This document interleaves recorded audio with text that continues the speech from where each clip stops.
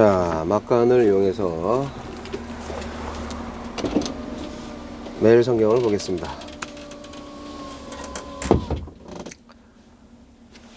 점심시간인데 3월 16일 목요일 마태복음 21장 23절로 32절. 예수께서 성전에 들어가 가르치실새 대제사장들과 백성의 장로들이 나와 이르되 네가 무슨 권위로 이런 일을 하느냐, 또 누가 이 권위를 주었느냐.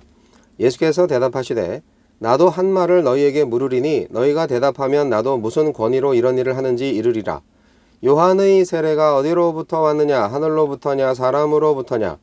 그들이 서로 의논하여 이르되 만일 하늘로부터라 하면 어찌하여 그를 믿지 아니하였느냐 할 것이요, 만일 사람으로부터라 하면 모든 사람이 요한을 선지자로 여기니 백성이 무섭다 하여 예수께 대답하여 이르되 우리가 알지 못하노라 하니 예수께서 이르시되 나도 무슨 권위로 이런 일을 하는지 너희에게 이르지 아니하리라. 그러나 너희 생각에는 어떠하냐. 어떤 사람에게 두 아들이 있는데 맏아들에게 가서 이르되 오늘 포도원에 가서 일하라 하니 대답하여 이르되 아버지 가겠나이다 하더니 가지 아니하고, 둘째 아들에게 가서 또 그와 같이 말하니 대답하여 이르되 실소이다 하였다가 그 후에 뉘우치고 갔으니 그 둘 중에 누가 아버지의 뜻대로 하였느냐. 이르되 둘째 아들이니이다. 예수께서 그들에게 이르시되 내가 진실로 너희에게 이르노니 세리들과 창녀들이 너희보다 먼저 하느님의 나라에 들어가리라. 요한이 의의 도로 너희에게 왔거늘 너희는 그를 믿지 아니하였으되 세리와 창녀는 믿었으며 너희는 이것을 보고도 끝내 뉘우쳐 믿지 아니하였도다.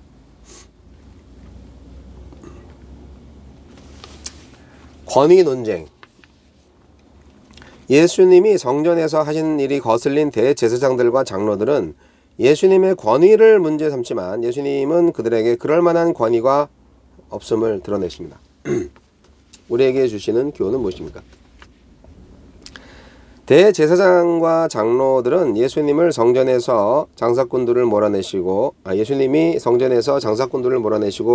몸이 불편한 사람들을 고치시며 사람들을 가르치시는 것 때문에 매우 심기가 불편했습니다. 그렇지만 예수님을 막을 명분이 없었습니다. 예수님의 능력은 분명했고 가르침은 흠잡을 데 없었기 때문입니다.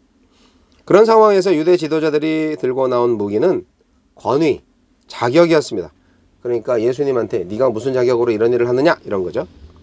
예수님은 유대 사회가 공식적으로 인정한 제사장이나 서기관이 아니었기 때문에 예수님을 무자격자로 몰아서 그 입을 막으려는 속셈이었습니다. 누군가의 자격을 논하고 싶어진다면 그의 참말이 거북스러워서일 수 있습니다. 권위와 자격을 앞세워 참말을 하는 사람의 입을 막는 사람은 되지 맙시다. 대제사장들과 장로들은 요한의 세례, 요한의 침례가 어디로부터 왔느냐 하신 예수님의 질문에 당황했습니다. 하늘로부터라 하면 요한을 인정하지 않는 자신들의 입장이 공격받을 것이고, 사람으로부터라고 하면 요한을 선지자로 여긴 백성이 반발할 것이 분명했기 때문입니다. 정치적인 고려 끝에 그들은 모른다고 대답했습니다. 이는 그들이 권위의 정당성을 판단할 자격이 없음을 스스로 인정한 셈이 되었습니다.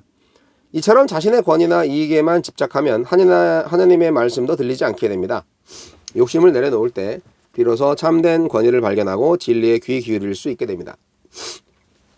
예수님의 비유에서 가겠다고 하고서 가지 않은 아들은 유대 지도자들을 가리키고요, 싫다고 했다가 그 후에 뉘우치고 간 아들은 세리와 창녀와 같은 죄인들을 가리킵니다.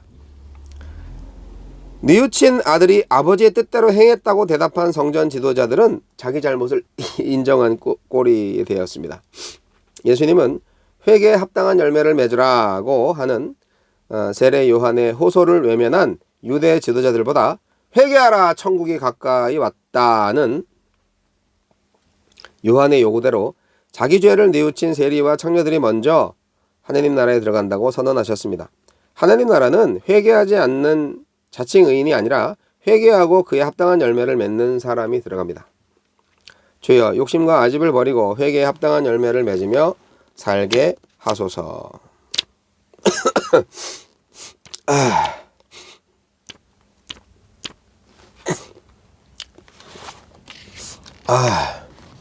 아직도 감기가 안 나가지고 제가 누가 이 권위를 주었느냐 라고 물어보는 사람들, 자기들은 뭐 공부도 많이 했겠다, 뭐 여러 가지 권위가 있었겠죠.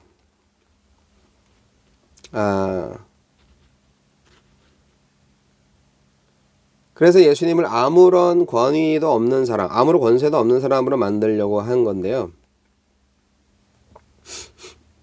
권위는요, 누가 만들었는지 모르겠지만 하느님이 주신 권위가 최고 아니겠어요? 하느님이 주신 권위를 사람이 판단할 수 없죠. 그래서 예수님은 그들의 그 속마음을 알고 침례 요한 권위는 누가 줬냐? 그렇게 물어. 왜냐하면 침례 요한은 지금 순교하셨고, 그리고 이제 침례 요한의 그 명성은 모든 백성들이 다 알고 있는 입장이기 때문에 침례 요한의 권위를 무시한다면 그들은 백성들로부터 지지를 받지 못할 것이잖아요. 근데 이제 침례 요한도 예언자고 뭐 그 사람 자기들이 세운 사람도 아니고 뭐 어쩔 수 없죠. 하늘로부터 온 거다라고 말을 하고 싶었겠죠. 많은 백성들이 따랐으니까, 그리고 의인으로 살았으니까. 근데 그렇게 하면 예수님도 어디서부터 왔는지 모르는 사람이니까 그 하는 행동을 통해서 하늘로부터 온 권세자라고 하는 것을 막지 못하는 거잖아요. 네. 그래서요, 실상 신앙도 없고 지식도 없고 권력만 있는 사람들, 이 종교 지도자들, 이 종교 권력자들, 너무나 초라한 사람들입니다. 자신들의 안위를 위해서 복음을 그냥 받아들이지 않아요. 귀한 복음을 말이죠. 복음이 뭡니까? 내 전부를 걸고서라도 지키고 증언하고 싶은 것이 복음 아니겠어요?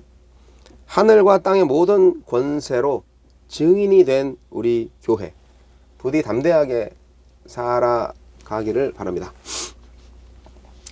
그 둘째 아들과 첫째 아들 비유를 통해서 종교 권력자들의 위선을 폭로합니다.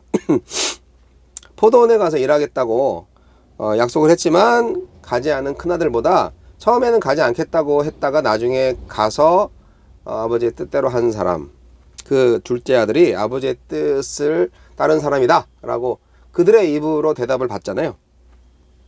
결국 나중된 자가 먼저 되는 진리를 그들이 직접 대답하게 하신 거죠.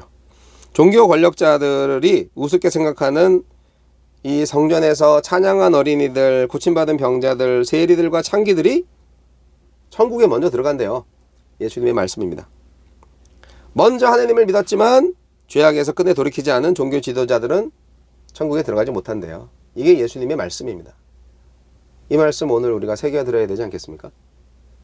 우리도 그럴 수 있어요. 저도 종교 지도자입니다. 저도 목사인데 누가 과연 천국에 먼저 들어갈 것인가? 정말 심각하게 생각을 해봐야 되겠죠.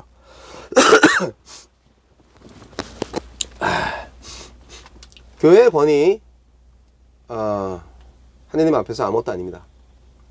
국가의 권력도 마찬가지고요. 모든 사람들은 다 권력 욕구가 있어요. 권력의 유혹에 넘어가지 않는 사람이 거의 없어요. 권한과 권력은 좀 다르겠죠? 힘을 가지고 마음대로 하고 싶은 마음이 누구한테 있어요. 하지만 최대의 권력자, 아니 유일한 권력자는 하나님이시잖아요. 오직 그분의 말씀에 순종하는 것이 지혜로운 사람이고요. 구원받을 사람들입니다.